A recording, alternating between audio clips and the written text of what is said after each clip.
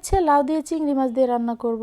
সাধারণত লাউ রান্না করলে আমি হচ্ছে শাক বাটা দেই, এর মধ্যে শাক বাটা খুব ভালো যায়, মাংসর মধ্যেও কিন্তু দিলে খুব ভালো লাগে। আমার আম্মা হচ্ছে বড় মাছ, মাংস, লাউ এগুলোর মধ্যে শাক বাটা দিয়ে রান্না করে।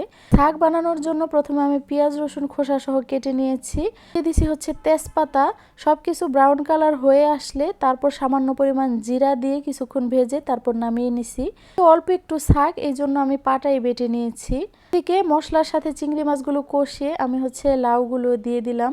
আজকে লাউটা খুবই ভালো ছিল, একদমই কচি লাউ, হচ্ছে খুব তাড়াতাড়ি সেদ্ধ হয়ে যাবে। আমি হচ্ছে অল্প করে পানি দিয়ে দিলাম আর দিয়ে দিলাম কয়েকটা কাঁচামরিচ। এর মধ্যে শাক বাটা আর ধনিয়া পাতা দিলে অন্যরকম একটা ফ্লেভার অ্যাড হয়। আপনারা কারা কারা শাক বাটা দিয়ে তরকারি খান অবশ্যই কমেন্ট করে জানাবেন।